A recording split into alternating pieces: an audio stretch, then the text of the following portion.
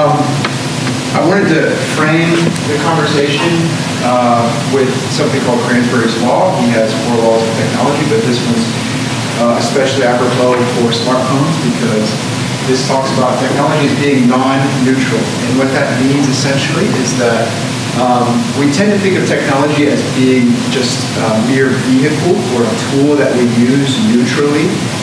This is called the instrumentalist approach. Something like smartphones or guns or vehicles or things like that, we tend to think of as just being technologies, just devices, and it's up to the user entirely how that thing operates. But in fact, technology and the philosophy of technology talks about its non-neutrality, meaning that technology is in fact designed with our specific use in mind. And so it nudges us, it persuades us, it entices us to do specific things with that technology. So the gun persuades us to pull the trigger, the car persuades us to push the gas pedal, and the smartphone persuades us to scroll and keep our attention on the screen, right? So it's important that we think about technology in non-neutral ways. We'll talk tonight in 4 different areas, 4 components. The social impact, behavioral, emotional, and cognitive impact of smartphones. And the way we're going to do this, instead of just talking at you the whole time, because that's obviously not what we want to do, is I will give some background for each of these different components, and then Lauren will talk about her specific practical application in that area or anecdotes that she's experienced in that area. And then we'll also open it up for a short discussion after each one of those components so that we can actually get some back and forth with the audience. So that's where we want this. First up is the social impact, which is usually the one that people most want to talk about, right? Social kids and their social. This cartoon sort of depicts the 2 divergent views of how we could view technology, but specifically smartphone use. So the cartoon on the top shows 4 adolescents, young teens on their devices in maybe a subway car or something. And that perspective takes the view that this is making us antisocial. Look at these 4 kids. They're being so antisocial. They're not talking to one another, right?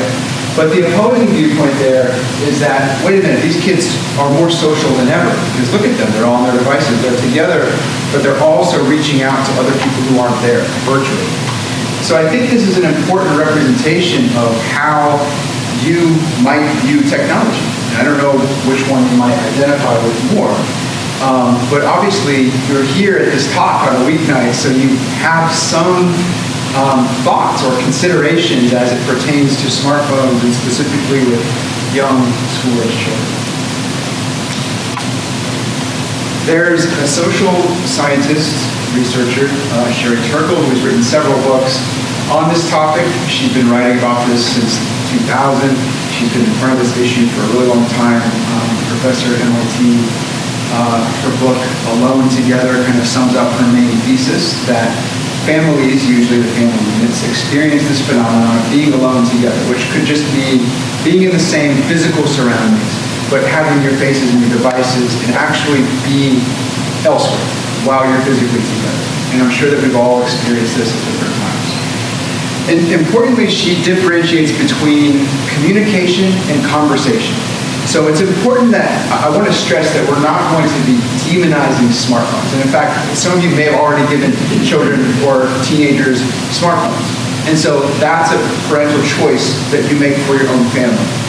We're not here to demonize that choice or shame that choice or really sort of anything other than just inform you on what potential impacts could be, and then also some strategies and resources that might help you mitigate those.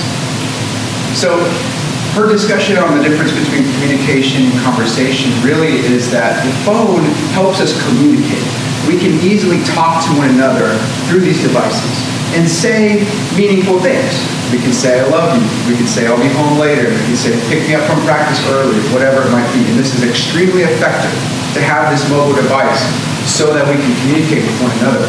But that's not the same as a conversation. And it shouldn't, but often does, take the place of meaningful conversations.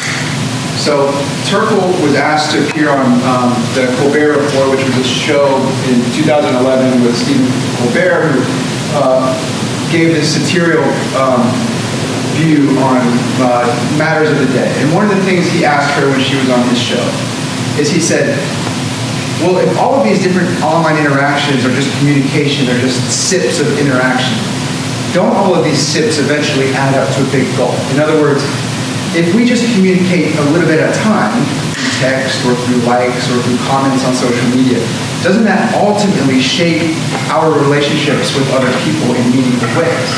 And she had to think about it for a second. And ultimately, she sort of decided that, no, this isn't the same thing as developing meaningful relationships with people. Because when we're in the digital realm, when we are experiencing texts or social media posts, we're not always by ourselves. And often it's performative. And we're not communicating or having conversations with one another because we want to talk to that person, but it's because we know that other people are watching or listening, right?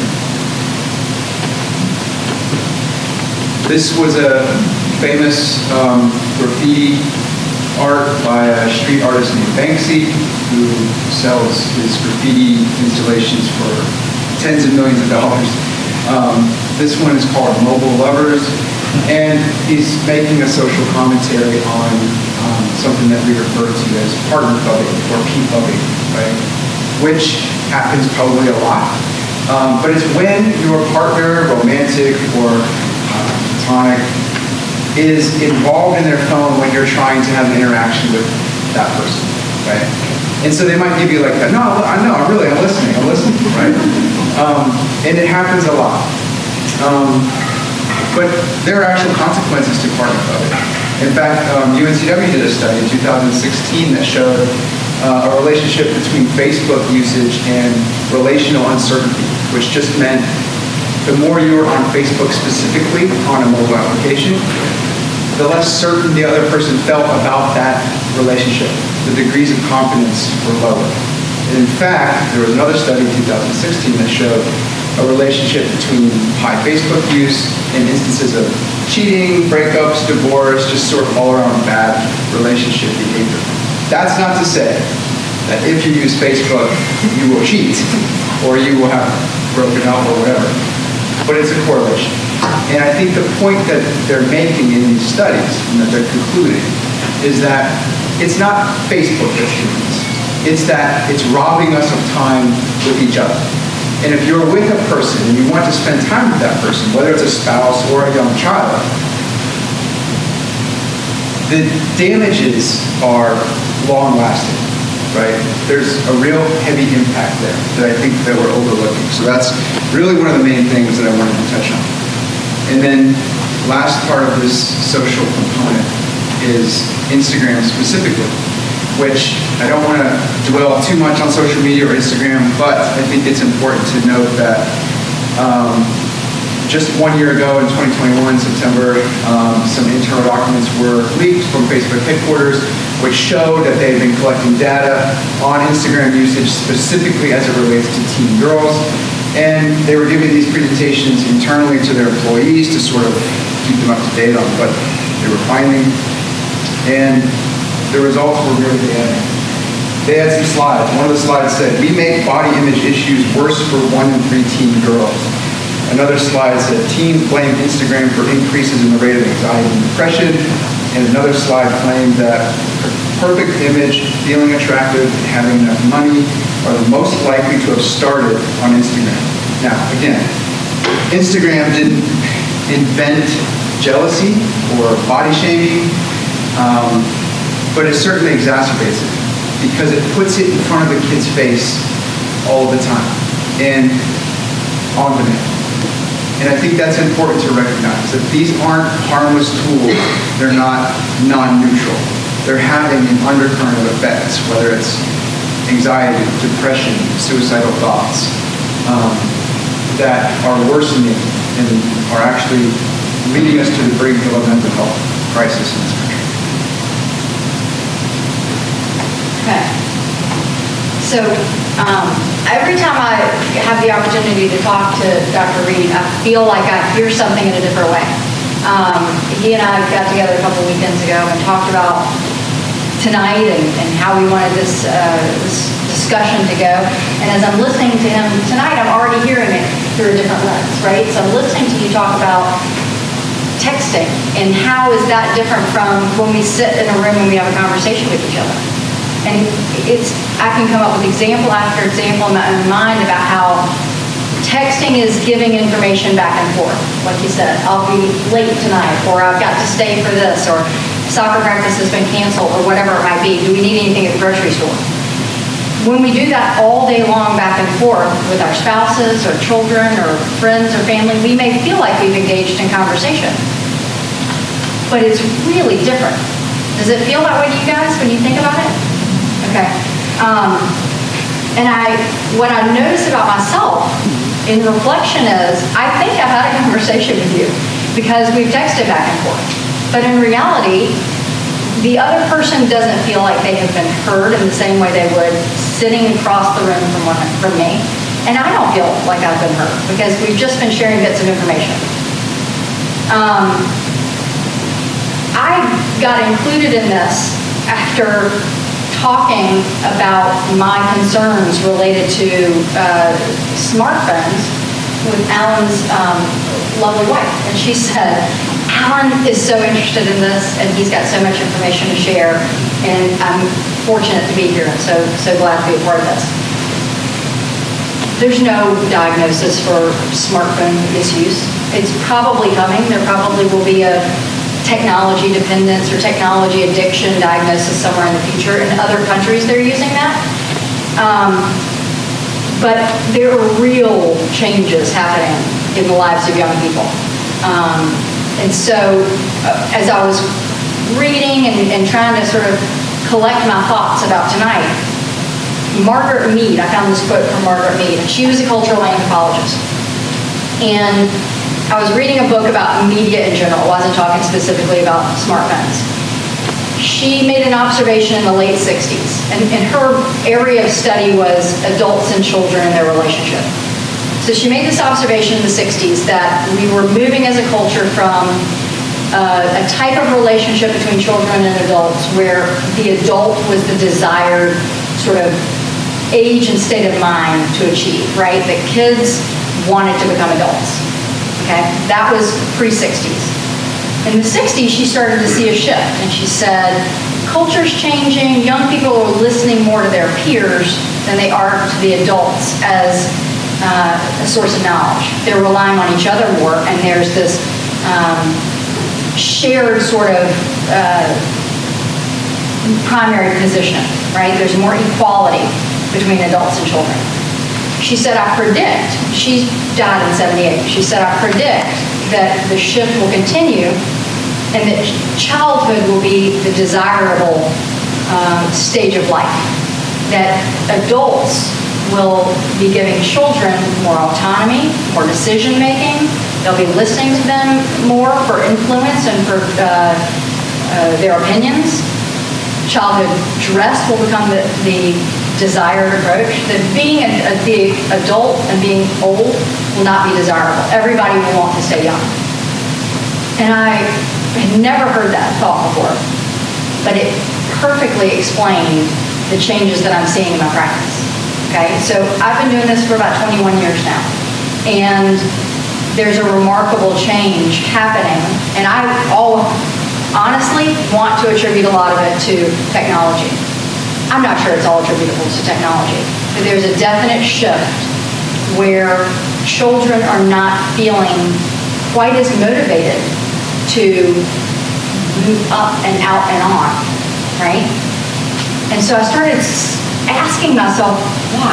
Why do these teenagers not want to drive? Why do they not want to move out? Why are they less interested in getting jobs, okay? I'm 46. I couldn't wait to get my driver's license. It was like, I can go wherever I want to go, within reason. I could go see my friends. I could do the things that I wasn't allowed to do. Now a smartphone brings all of that to the teenager, or to the person, and they take it right up to their bedroom. And they can order food, and they can talk to their friends, and they can shop, and they can not conversate, exchange information.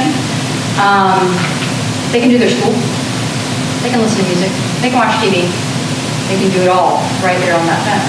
And so I think that there's something to that when I don't need to go out and get it, it's already available to me.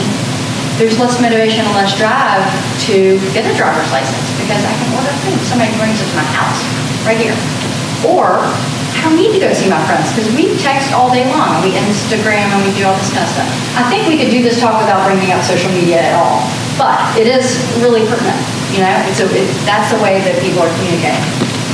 So I wanted to paint that picture just as a backdrop of some changes that are absolutely occurring.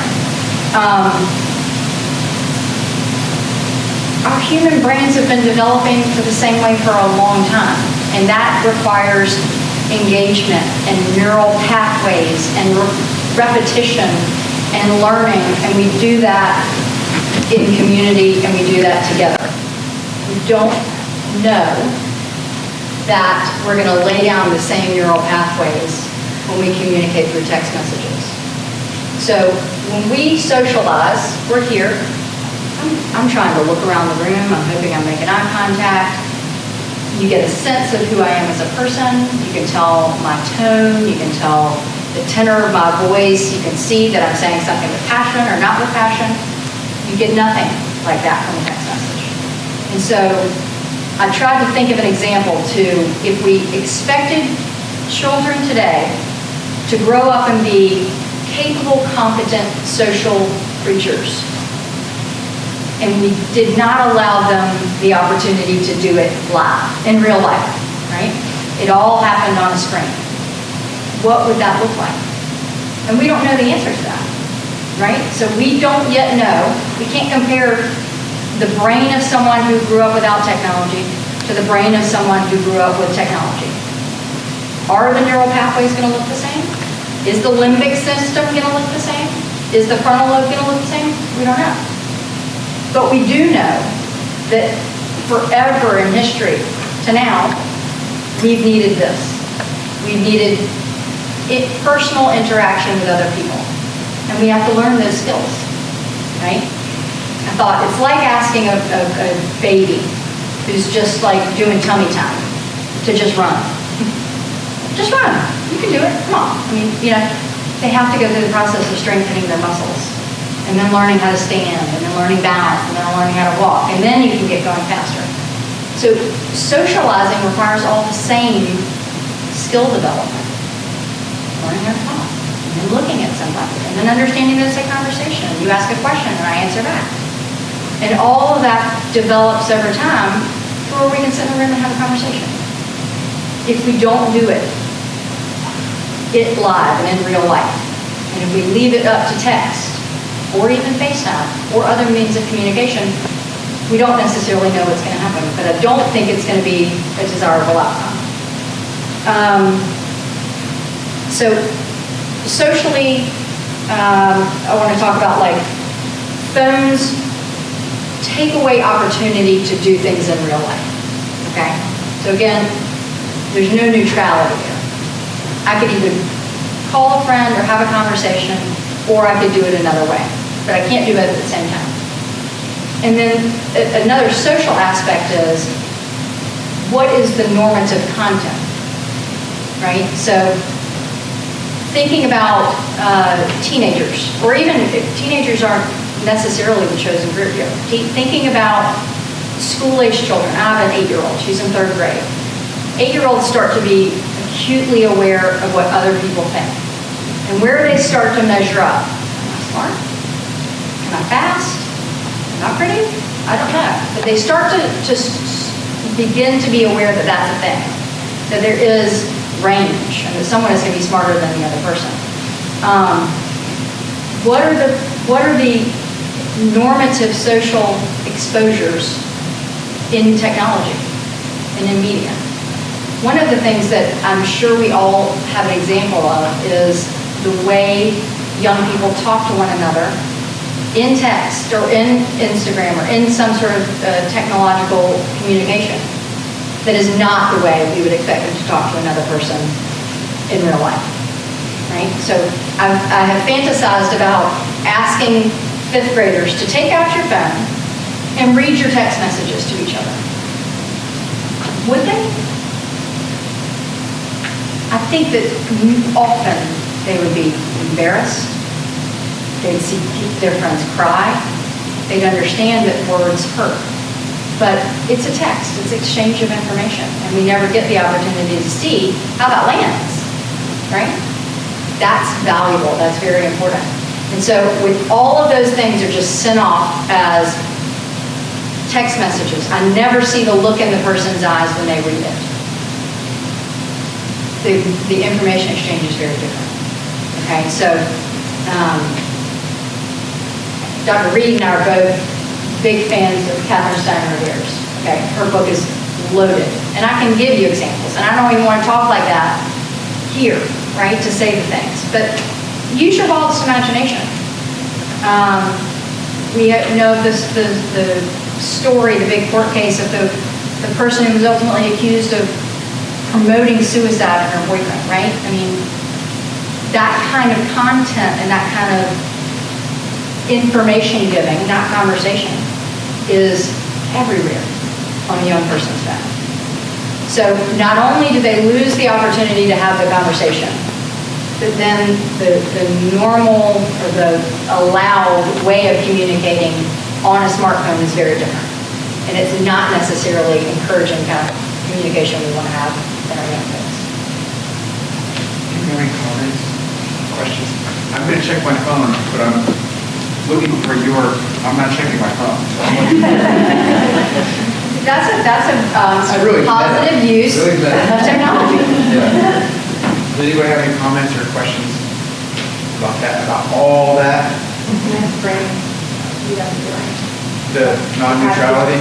Yeah, it's a great way to think about all things that, like, I feel like the parenting version is trying to figure out, because people lack being grouped together a lot after the last 2 years, like that passing of information to decide that there's even something to deal with, that's hard to put that together nowadays. Because people get exhausted and people are stressed and people are anxious and it's hard. So and then you're kind of have to think about, and luckily this school is very involved, with the children's social life, but in a bigger community, it's even harder, it's not something that's funded to deal with these emotional issues about parents and figure out how to deal with these.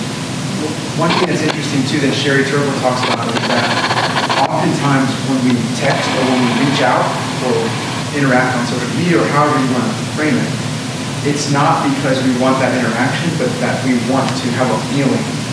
So we're seeking gratification of some kind.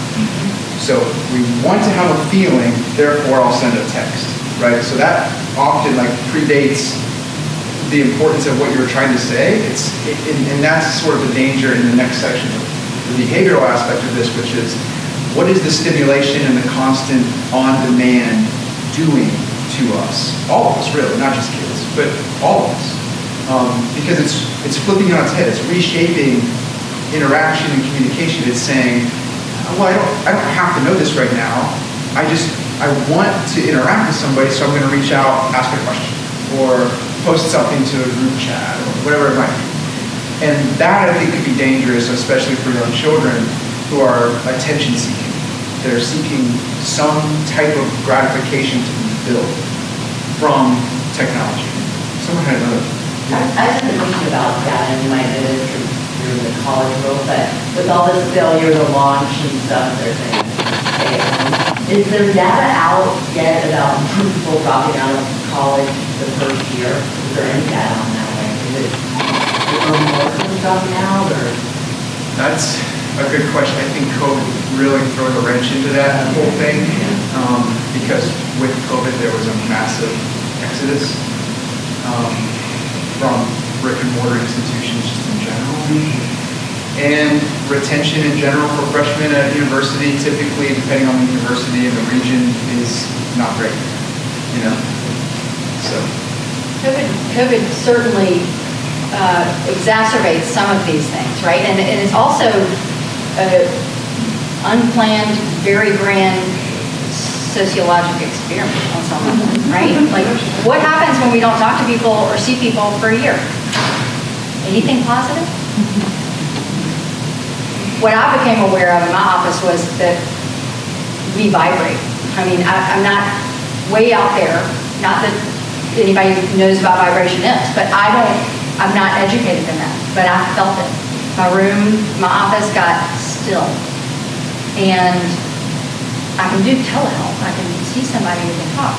Go ahead. Yeah. I was reading recently, like a couple months ago, that it's been cultural to say for years, not culture, like people can say something to you, not to let it affect you, but like our nervous systems do actually start to improve in neuroscience, like our nervous systems do affect other people. So, and it's hard to really quantify that because it's newer and stuff like that. I will be so excited to hear more about it as it comes out, but it's absolutely real. Yeah. And you don't know how to handle it really, because we live more separate, like you're describing so well. yes, we feel it differently. I appreciate it more than I ever did before. Saw something on NBC Nightly News with the school started back, and it was a 6th grade teacher, and they said to him, "How's it going?" And he said, "Kids are more awkward than they've ever been." And 6th grade's awkward, like across the board, every year is going to start that way, but this year, really awkward. And I thought, okay, well, because they haven't socialized, right? So they still communicated. That's the thing that's so hard to wrap your mind around, is that your child is upstairs and they're on a phone or they're on the Xbox or they're doing something, but they are communicating with their friends. They're spending time with their friends. That is not the same as being in a room with their friends or having a conversation with their friends. So, I think that's the danger for me too, is that it's not that I'm anti Xbox or text, like that's great, as long as it doesn't act as a substitute for the real thing. And that's my concern, is when it starts to act as a substitute. We're interacting digitally and online in place of these real world connections. Both can happen, and in fact, both probably need to and will happen. There's no way around it. We can't abandon technology or neglect it. It's here, and we have to live with it. one more thing. Yeah. We have to think about this in the context of we're all adults. So we have done the neural network laying, right, to a large degree. We're talking about younger people, right? So my sharing information in a text versus having a conversation in yours is different than thinking about our young folks, right? 5 years old, 16 years old. These are 3 different numbers, stats, that I thought were pretty interesting and important to kind of understand about how we, or specifically millennial smartphone users, interact with their devices. Anybody want to guess what the 4 might stand for? What? Hours. Yeah, 4 hours per day. On average, these are average numbers. So obviously, there are plenty of people who spend 8 hours a day on phones, right? There are some who spend 1. So 4 hours per day on average. What's the 150? No time to do that. Yeah. Well, it's called a checking habit. So a checking habit is this, right? You touch your phone and you look at it. That's a check, right? There's no way to record that. Like you can't count how many times you may glance at your phone or just touch the screen and see if anybody texted. You can't count those, but you can count unlocks. So that's 150 screen unlocks per day on average, and that's for all of us, not just young people. It's all of us on average. And the 2,617 might be a little bit of a more accurate representation of our relationship with the device. Do you know what that might stand for? Wow. Maybe for some people, but that's just the number of times that we physically touch the device. We physically reach and touch it here. So it starts to have this sort of addictive tendency. And I don't like neither one of us really uses the phrase like smartphone addiction, and for the reasons that you laid out earlier as far as the medical classification. But instead I refer to it more as a compulsive type behavior, which the difference really is that in addiction, you're doing something despite consequences. So that would be like if you are on your phone and you're a college student or you're a young student, K-12, and you're on your phone and you miss class because you're on your phone. Like, being on your phone is more important than going to class or going to your job or parenting your child. That could be an addictive behavior. I don't think we're there. A certain percentage, small, of the population is there, but more realistically, most of us have compulsive behaviors. And what that refers to essentially is that it's repetitive, it's habitual, but also it's driven by fear, usually.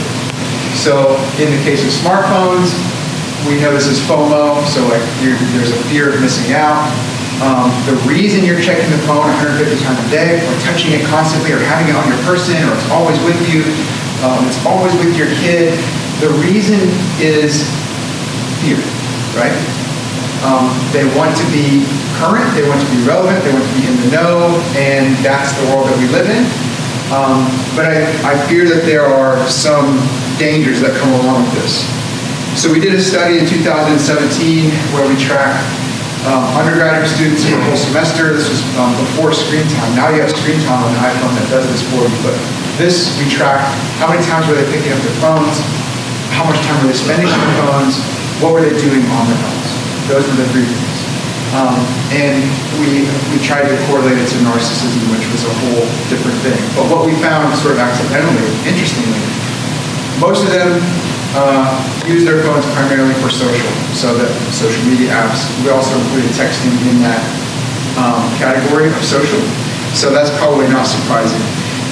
But we found a couple of interesting things. First off, there was major differences, significant, between males and females. So females, predictive use was with social media, males was with information seeking or cognitive use. So they were, actually, it turned out later on, we found out they were using it mostly to check websites and things and look at like fantasy football stuff for a lot of them. Or there were all sorts of uses that they were doing, less so social than their female counterparts. For females, it was primarily social, almost exclusively, really. But we found some other correlations that were really interesting. First off, it related to academic GPA and inverse relationships. So the more they were on their phone, the lower the GPA. And this was across the board, males, females. And it was very clear-cut, significant. There was also a relationship between checks and exhibitionism. So what we also found, we had them take the NPI instrument, which measures their level of narcissism. They didn't know what they were taking at the time, but it kicks out a score at the end. It's like, oh wow, it's a really high score. You're a narcissist. But we didn't say that. It's just like, thanks for the test. Now go on your way. And then my graduate assistant and I were like, oh my God, can you believe that? Scored 39 out of 40. So we correlated that to different subcategories and looked at things like exhibitionism, and there was a correlation, which meant that oftentimes they were pulling out their phones, not for use, but to signal to other people around them something. That could have been, I'm important, look at me. That could have been, I'm busy, don't talk to me. And we do this all the time. Later on, we interviewed them and asked what was going on. And almost all of them said that at one time or another, they had pulled out their phones while they were walking down hallways or across the campus and either looked at their phones or put their AirPods in and didn't do anything on them. But they were only doing that to signal to other people, I'm busy, don't talk to me, I don't want to be bothered. Right? Both male and female? Both male and female, yeah. The New York Times wrote an article on this a few years back, and they called it a digital privacy screen, which, I mean, I have also done that. Maybe to my kids. So anyways, speaking of, I teach this is why it's so hard to get all this stuff. I teach this as a 16-week course, the stuff that we're talking about. So we're an hour to at the end of that course, I invite my daughter Stella, who's been coming there since she was 8 years old, to give a guest lecture at the end. I don't prep her, I don't tell her what to say, I don't like anything like that. The reason I brought her in was because she didn't have a smartphone and still doesn't, and she came and talked to this class of undergraduates who each year gets older and older, which means they're getting smartphones at younger and younger ages. But she would come and talk to them about her experiences and how she feels around people with technology. And I noticed almost immediately that they shared a lot of the same feelings, right? And these are kids or undergraduates who grew up with the iPhone, which debuted in 2007. So they could have been just a few years old when it came out, so they would have had it in the early grades. And she talks about the different things that she experiences around people with this technology. And some of the themes that she said are important to her is that she feels sometimes isolated around technology. She feels left out when others are on their devices. And that includes me and my wife. Like, when we're around and we're on our devices and she's attention seeking, that includes all of us. She talks about spending time with friends who are constantly connected via other devices. So this could be being alone together. This could be the fubbing thing I was talking about. And I think it's important to understand that these devices, something that these students echoed with her, they set unrealistic expectations for availability and the ability to connect. So sometimes you hear the phrase like open for interruption. These devices mean that we're open for interruption at any time. I could get a text right now and it could pull me away from this moment and I would be sucked into that if I wanted to be, right? So we're constantly we're on demand, and we're open for interruption. And that doesn't go unnoticed. That's, I think, the important part. And that was the whole driving factor for writing that book years ago, was her coming to us at a young age and asking us, why are you on your phones all the time? Like, what are you doing? Why is that? And I didn't have a good answer. I mean, sometimes it would work, sure, but other times it wasn't. And so I didn't have a good answer for that. It hit me like a freight train. I'm like, oh, from that perspective, I'm not here to you, And I think that gets lost in all of this because we just think of it as like, it's just a phone. It's just, what do you mean? It's just for us to communicate. It's just a device. But it's not just a device. It signals so many other things to other people, especially young children who might crave that attention during formative years. So that's the one thing that struck me. Well, I feel like that is a perfect sort of follow-up to young people in the smartphone world need a privacy screen, right? Because conversation isn't so easy, because they haven't practiced it the same way. I do work with a lot of people of all age ranges who have anxiety and who have social anxiety. And I hear very regularly when people are struggling with conversation or struggling with this one-on-one, that texting is a much easier, more desirable way of communicating for a number of reasons. One, it's that information. Two, it's when I want it to be delivered. But three, it gives them lots of time to think of the way they want to answer the question. Wonderful times when that's great. But if you're coming to my table to ask me what I want to eat, I need to be able to answer you pretty quick, right? That's a silly example, but in conversations, we need to be able to take in information and come up with a response. Not necessarily immediately, we can certainly have time to think, but that can be paralyzing for individuals. And I've seen that be paralyzing for people, that they can communicate by text or email, but in going to an office, going to the pharmacy to pick up medication, going to the grocery store and interacting with the person behind the cash register is nearly impossible because I'm not used to conversation. So behavior. Dr. Reid talked a little bit about the compulsive nature, and I know in his research he did a lot of work on dopamine release, right? So if we're getting gratification when we are checking or looking or tapping or seeing, what does that do? Like dopamine is... Where's that your pleasure center? Where's that your pleasure center? Yes. It can also lead to anxiety, stress, and aggression, right? Higher levels of dopamine can do that, but it also can wear out your pleasure center. And then other things aren't quite as fun. What do I see happening? So with young people, particularly as it relates to their parents. In my office, there's this, like grabbing the phone, can I have the phone? No, stop touching my phone, over and over. Fights, tantrums, aggression, outbursts, solely related to use of or the device being taken away. So that's a whole thing in and of itself, is we know he or she wants to play Minecraft.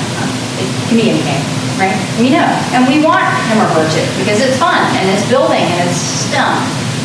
But when it comes time to turn that thing off and go to bed, holy hell breaks loose, okay? Screaming, fighting, kicking, it can get bad. It's not the way it is in every house. But that can happen, and that happens a lot. I see a high correlation between addictive compulsivity and ADHD, and then add in some oppositionality, and it can be quite stressful. I wanted to talk about emotions and content, okay? So we're talking about children and teenagers, but grade school age kids. 7 to 11, our children become less afraid of imaginary threats and more aware of real threats. So hurricanes, war.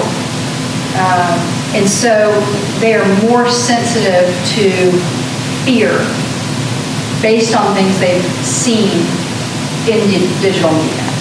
And there's an example, and it may sound a little bit extreme, but it's a real example. I had a sixth grader who I was treating for ADHD. And I got an emergency call from his parent saying that he was having psychosis. And it must be the medicine, but he is having hallucinations and he needs to be seen urgently. So I called him back, and they started explaining that they had been taking him various places, and he was in the parking lot of a pharmacy or grocery store. He was out in the parking lot. Parent ran in, and that he heard noises. He heard somebody knocking on the door, and he jumped out of the car and he ran in, and he said, "Somebody's knocking outside." At home, he began seeing things in the hallway and hearing noises, and it was interrupting sleep. So I was like, okay, schizophrenia in an 11-year-old is not that common, but let's figure this out. So what are the noises? What is this reminding you of? And he and I talked about it. What are you seeing? Well, he was seeing a horse head. And the horse head was sort of misshapen and had these strange shapes around it. And I was just trying to get a sense of what this was. So I said, "Have you ever seen this before?" And he said, "Well, it reminds me of Long Horse." I'm like, "Who is Long Horse?" "Well, you've seen Long Horse on YouTube." And I'm like, "No, I don't know who Long Horse is," but quick Google. Long Horse is a scary horse head, okay, with these strange shapes. And Long Horse clods down the hallway and makes these knocking sounds. So, we don't talk about YouTube too much, but the algorithm is meant to bring children in and hook them in, and he had gotten terrified of Long Horse. Okay, so the parents thought it was schizophrenia, and what it was fear. And it was fear because he was an 11-year-old person who didn't, what they see on digital media is hard to distinguish from reality. Okay, so we can. Sure, go ahead. I had spoken to my son about this like about 3 months ago. The first grade boys really want to watch YouTube because their video game players are on there. And, begging, slowly letting them watch them. And then, of course, there's no way to really block out adult content on there. Commercials have very adult themes, horror movies, whatever. And so he witnessed this, video game that was, about a haunted house. And it took me months to, first of all, figure out what he was talking about. And I see the game, desire to do this with all the kids. I heard a 5-year-old talk about Pennywise. What I started to realize was I said to my son, look, once I finally figured it out, I'm trying to get over my own personal anxiety about it because to me I'm having an adult lens on it. I said to him, look, your grandpa used to like scary things too. I'm like, we used to go see movies about a zombie, but it'd be like maybe once every 2 months to go to the movie theater. And I said, would you show this to our friend who was 1.5-year-old? And he's like, no. And I'm like, well, why would you show it to him? He's like, because it would scare him. And I said, well, you have to be honest with me about what you're looking at on the internet, if you want to Google, if you want to start to get into. Who loves like PBS, Molly, and now they talk about like fake internet searching. But I was like, you have to ask me because there's things on there for grown-ups and college students, people that are not okay to do it, that are going to scare you. And you have to discuss it with me because my job to protect you, because you're watching this every day. You're not going to the movie theater every couple months. Like it's exciting to be scared or watch it. It's kind of like a video game with a haunted house. So it wasn't like inherently like grotesque or like insidious or evil or demented or violent. It just was like creepy. And that allure, you can't see the difference. And also like, I think that like the fear about things that as adults I know is like supposed to be really dark or evil. But like to him it just sounds like scary character. Like he doesn't even really know what some of these things are. So, but he'll look that up as he gets older. So it's like trying to figure out how to like have that conversation with him because trying to figure out what he was learning, why was he, but it's one thing to go through and it concerns me. So it's right on track with what I'm saying. Well, and especially with his age, he's not capable yet of really appreciating reality versus imaginary, right? Is it 8 or 9 versus 7 or 8. Okay. But even then, we're looking at, they're looking at something on the television, right? I mean, so it's a screen, right? They're looking at something through the lens that we would ultimately think of like televised media content. How do they know what's real and what's not real? And how do they know what's coming up next in some of the algorithms? So fear is a major thing. That fear-induced media content or fear-inducing media content is very real. The other emotional thing I wanted to talk about real quick was empathy. That we have cognitive empathy, we have affective empathy. We really start seeing a rise in our empathetic skills in 13, 14, 15, 16. Girls start to develop it before boys typically. So when we're talking about smartphone use in young people and we're talking about how they communicate, we do need to keep in mind that they don't necessarily have the skills for empathy. And so they're going back to what do they say to one another. They don't necessarily have an appreciation for what that is. We know how it lands on the receiver, but the person delivering that message does not necessarily have an appreciation for what that is. Okay. I'm gonna jump around here because there's a bunch here, but maybe we can just send these slides out for people who can look at it and ask questions. But I want to stay on topic of what you're talking about. I teach a course in algorithmic inequity, which sounds super terrible, dry. I don't know why anybody would register for that class, but they do. But what we talk about is the biases that are present in our technology, specifically those who are programming and coding and building our technologies, right? So the people behind the screens. Again, we tend to think of these technologies as these neutral devices that just like appear. It's like, oh, here it is, it's a smartphone. All the answers are now in my pocket. But they're not, and it's not smart, like we talked about. We say artificial intelligence, but it's not truly intelligent. These are derived from humans, right? We are building these technologies. So I did a quick Google search before I came here, and I asked Google, is there a God, right? Well, I got 6 reasons to point to God's existence, and sure, there is. But then if I phrase it as, is there no God? Well, no, there's proof right there that there's no God. So, like, Google can't teach me anything that I don't already want to know. So a lot of times, Google and search engines can act as a mirror for our own biases and what we want to hear. Is the earth flat? Or why is the earth flat? It can sort of create this echo chamber for us and for a young person who's going through life trying to figure out things and asking questions, often Google is the first consultant on. And that's not great, right? Because sometimes life's questions aren't something you can Google. You might have to think about it, and it's not an instant answer. You might have to experience this and develop these philosophies and views over time. But what Google does is it gives them an instant shortcut to the answers. And it's in their pocket, and it's right there. And I hate to call her out, but our daughter was using, she was working on an essay last night, and she was writing a sentence, and she said something about why reading is good, and we were like, think of another word besides good, you know? And in 0.5 seconds, she's on Google, and she's typing, started to, synonym for good, and I'm like, no! And here goes Dad on his rant again about why we're reading. She's like, but it's right there. I'm like, I know it's right there, but that's not the point. It's not generative. You're not creating that in your own mind.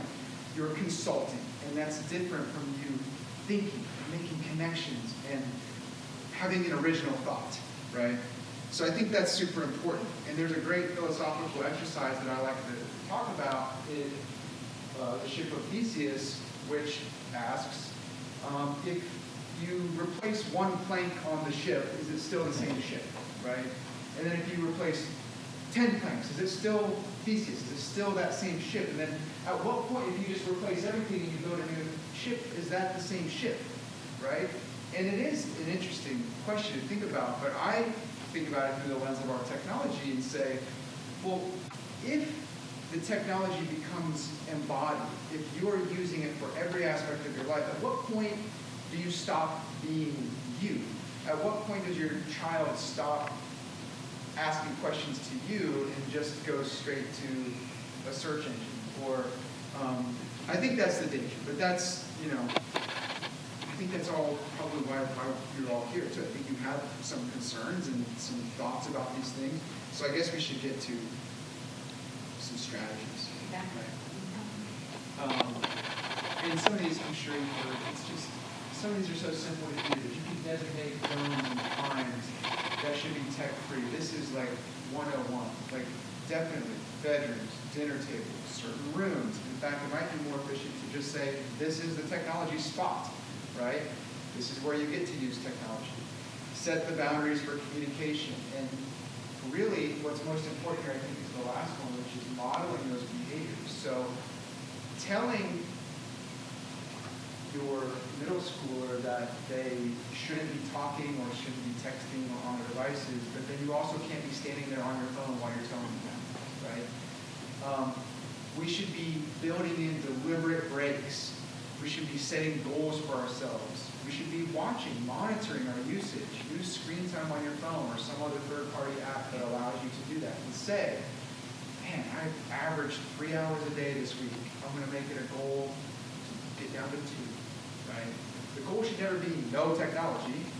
The goal should be a moderate, healthy relationship with technology. And one of my favorites is to welcome boredom, right? There's tons of fantastic research on boredom and its relationship to creativity and inventiveness. And the smartphone, unfortunately, takes away our boredom, right? And that's usually looked at as a good thing. Like, oh, you don't have to be bored anymore. You have a phone. You can be stimulated now. But there is something to be said for boredom.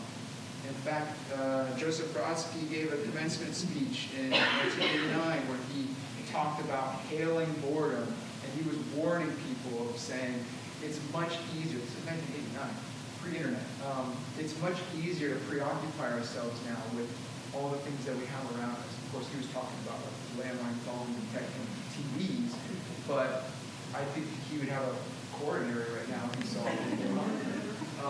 So I think it's really important also to let kids be bored. In fact, encourage it and then say, if you're bored, here are some things you can do. But it shouldn't really involve technology. So I guess don't use technology as a crutch to alleviate or solve boredom. We should be helping them learn how to deal with and embrace boredom. Do you have any more strategies or things you would?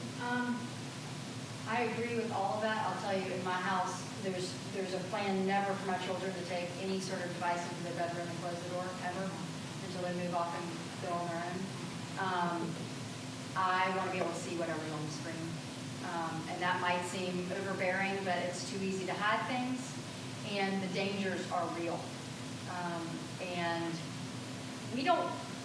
I don't think we as human beings yet really understand what it can mean for an image of a person in the texting not to be that person, because we've only just started that type of communication. We are used to being social creatures, and I know Shelby Hollingsworth, and I trust her, right? And I know who she is. And so if she's saying something to me, then I know whose mouth it's coming out of. Whoever calls themselves Shelby Hollingsworth on the internet, I don't know who that person is, right? So I don't think that, I know young people cannot appreciate that. So children cannot. Teenagers really cannot. They do not understand the idea that you don't know that person. So anyway, no going behind those doors with the bedrooms. And then the other thing that comes up is parents often ask me, what do we do? Because the dynamic that develops over time is the children have it, and once they have it, they think it's theirs. And I'll say, I really think that the phone going to Johnny's bedroom is causing insomnia, and he's staying up really late, and then he's really tired at school, and that's why his grades are suffering. So what I would suggest is that the phone go be plugged in somewhere else, downstairs in the kitchen at 8 p.m., and Johnny goes, not happening, not happening. And this happens at all ages. And the parent is like, no, it isn't. It is not happening. That is not happening. So we go back to Margaret Mead, right, as who is making the decision there.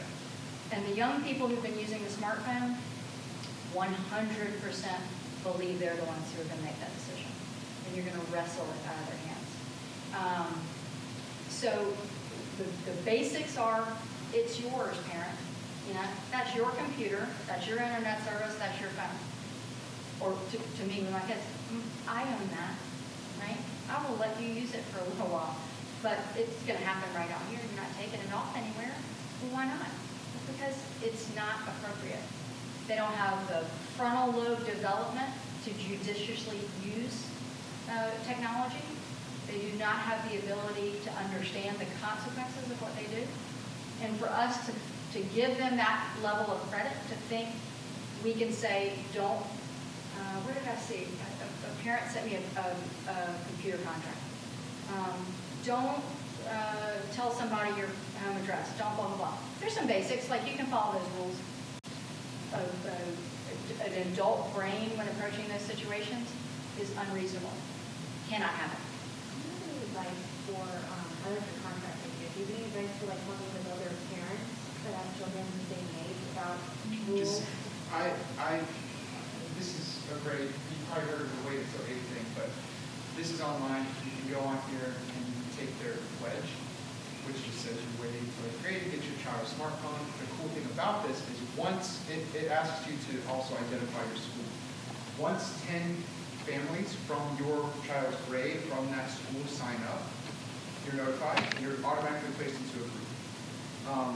And it's a sort of accountability. Because at that point, it then tells you the other families' names. So you know who also has taken that pledge, and you can reach out, and it gives you options to communicate with them and sort of band together. And I think that can be really powerful and a great motivator to keep people, you know, together in this thing. Now, I will say, every family is different, and I'm not a parenting expert, and I'm not here to say like you should or shouldn't have your child. I mean, these are individual family parental decisions that you make for your children. So I think this can be great, but it could also be potentially shaming, you know, for people who do, for whatever reason, decide to get the phone and leave the group. So that's one of the caveat with that movement, although I do like the movement and their reasoning, the rationale behind is a whole bunch of cognitive research that's why they're basing it on 8th grade. Yeah. Besides smartphones, do you recommend any other besides just old little flip phone? Is there a certain company I've seen? Yeah, there's like light Gav. years away from the situation. So I'm sure. There are some now new to the market, like Gav Wireless, some other really basic phones that limit what they can do. You could go the flip phone route. We actually, our pledge to ourselves was to keep smartphones out until 16, which is becoming very difficult. But we're trying to stick it out. And one way around that we did have to realize that she does need to communicate. There are times she's been left places by whatever, somebody, a director downtown at Alien or something, where it's just like, oh, practice is over, everybody's going home, and it was an hour earlier than we thought, and there's no way to communicate, and she's too ashamed to ask somebody, like, I don't know, So we ended up getting her an Apple Watch, which she could care less about. I mean, she usually doesn't wear it, but with that, it's got a whole bunch of parental controls and features that you can approve certain contacts and say you can only contact these people. There's no social media, there's no internet browsing. It's just strictly communication. Yeah. We talked a little bit about what the big dangers are for girls and talking about self-esteem with Instagram. Can you talk about what the dangers are, what we're finding with boys and what they're doing on the internet? I think you know what they're doing. I mean, it's real though. I mean, if you're talking about pornography, the Yes. addiction to pornography is addiction. It's not compulsion.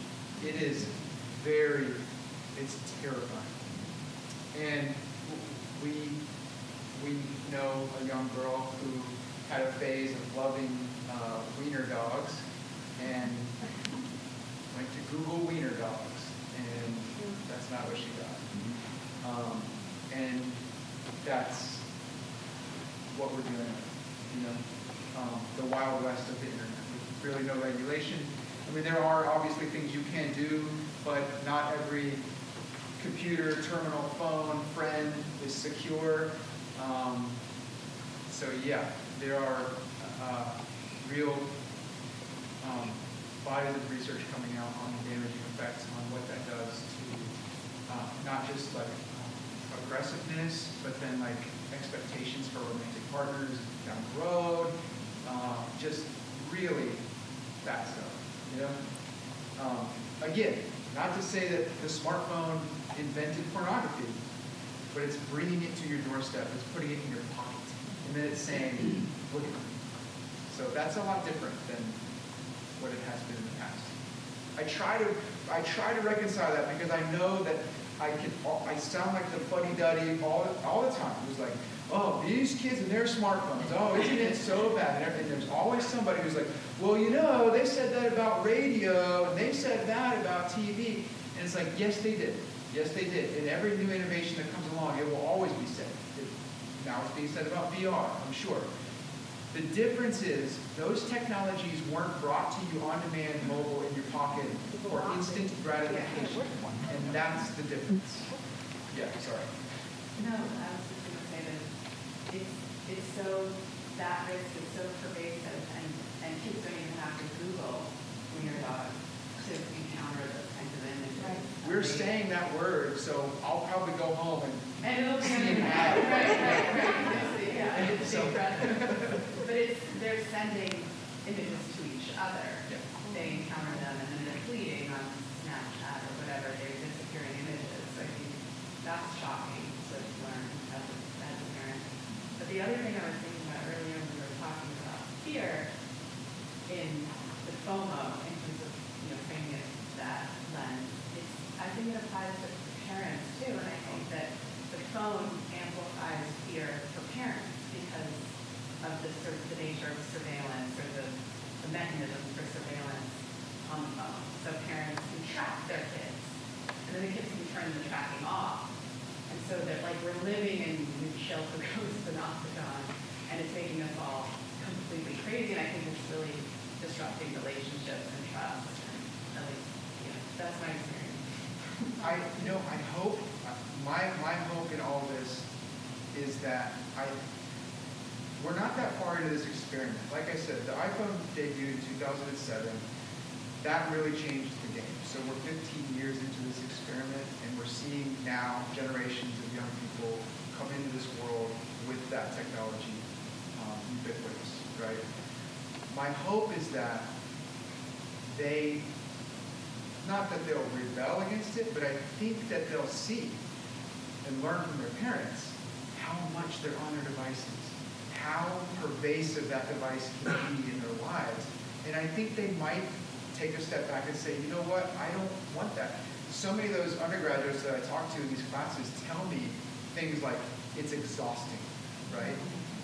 We did those exit interviews for that article, and they would tell us things like they felt they had to constantly check their devices because they didn't want to, quote, disappoint anyone. And I would say, like, well, who are you disappointing? It was like, my mom. If I don't text her right back right away, she thinks something's wrong. Or if I'm not constantly checking in with someone, it's like, why aren't you checking in with me? What's going on? Are you mad at me? You know, so it's this game that they have to juggle and keep in the air along with just their life. And it gets exhausting. And I hope that maybe younger generations will see that and not want that. But it's pretty tempting. Any other questions? No one texted me on the did all that work on the keyboard? Can you speak to a little bit to multi-device use? Oh, media multitasking is a subset of, yeah, she's like, why'd you get me started on that? That's a really, so media multitasking using multiple devices at one time. So the most common example is watching TV with your phone in your hand. And it's like, whether it's a commercial, which that's even becoming rarer now with streaming, but even like a lull in the action of the show, it's like, oh, I'm just going to check it. That is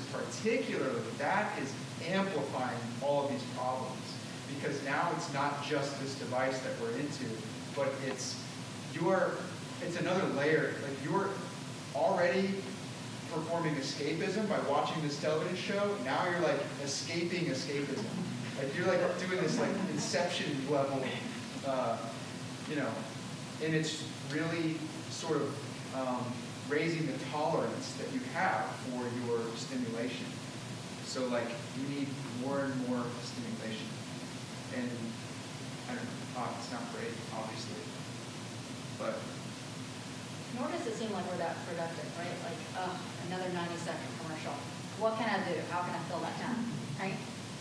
Not with a lot of important things. I haven't been able to accomplish much in 90 seconds, other than taking the clothes and putting them in a hamper or something. But what am I really going to do on my phone in 90 seconds? And what about just tolerating that? you're clearing your cache. You're like, it's building. If you're not checking your phone for 5, 10, 15 minutes, in your mind something is building. There could be text, there could be things on social media, somebody could like my picture, I don't know. Things could be building. I need to check that and see, okay, nothing, good. I'm good for another 10 minutes. So you're like clearing your cache every time you go back to that phone to do that.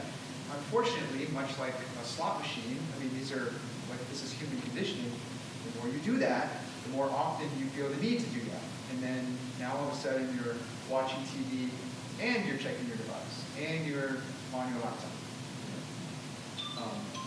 So, I don't know. It's hard to talk about all this stuff without sounding like, oh, these are all terrible. Like, I don't want to sound like super dismal or pessimistic. I mean, I kind of am, but I think it's warranted. Like, I do think it's warranted, and I do try to like sound an alarm a little bit and say, especially if you have young children, now is the time to make these types of decisions and promises to yourself or to your family or to your child, and say, this is what it is. We're going to stick to this.